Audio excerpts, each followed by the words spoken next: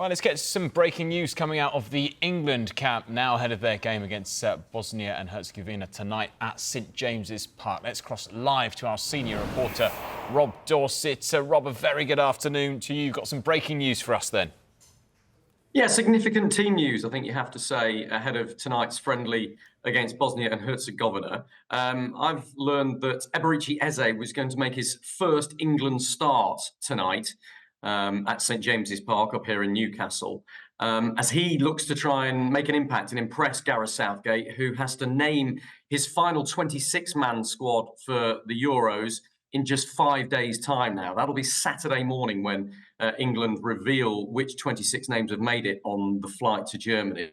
Currently 33 members in his provisional England squad, remember, and Eze very much hoping to be part of that final 26. He will get the chance, as I understand it, to impress tonight.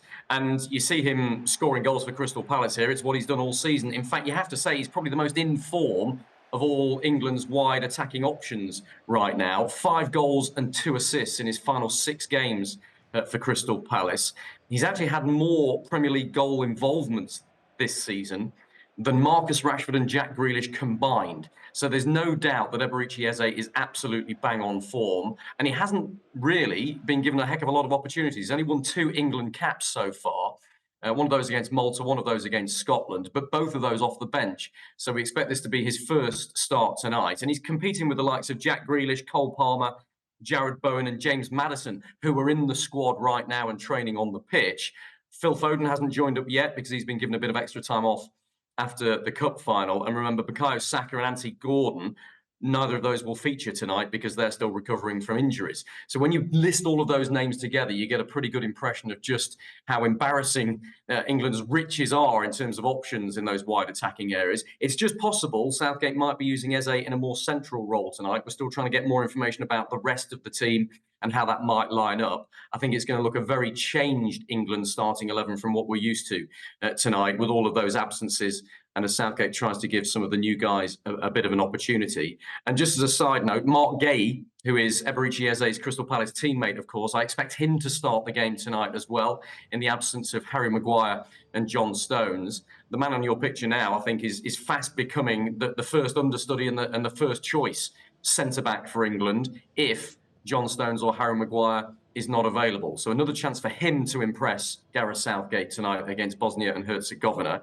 And that's really significant because, remember, the England manager told us yesterday that Harry Maguire isn't on the pitch training with England at the moment, and he is touch and go whether he can be involved at all in England's final warm-up game at Friday night at Wembley against Iceland.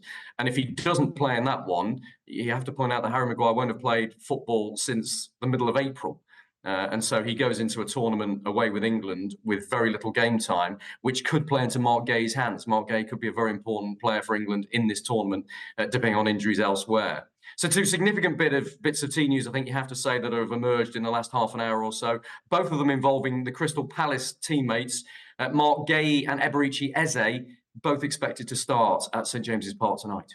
Yeah, it should be intriguing viewing tonight, Rob. I think the news about Eze will please a lot of people after the season he's had as well. One big talking point, no Harry Kane tonight, and there's been a lot of speculation about who might be his best understudy. Who do you think will get a run out up front?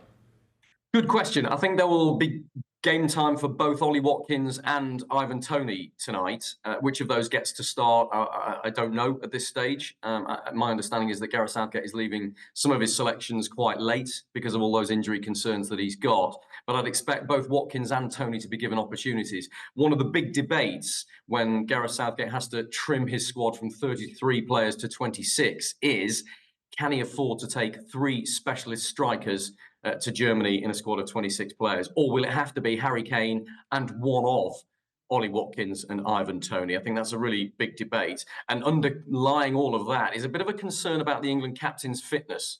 Harry Kane isn't playing today. He's going to be rested. From what Southgate said yesterday to the media, I fully expect Harry Kane to start the game against Iceland at Wembley on Friday night.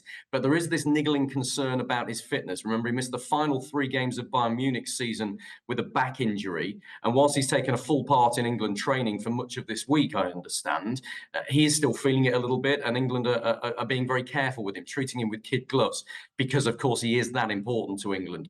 I simply don't think England can win this European Championships unless Harry Kane is playing and on full form. Remember, 44 goals this season for club and country and 12 assists in 45 matches. That tells you how important he is, but no Harry Kane expected from the start, certainly tonight. He may not get on the pitch at all, and so that means big opportunities potentially for Ollie Watkins and Ivan Toney. Absolutely. Rob, as ever, thank you.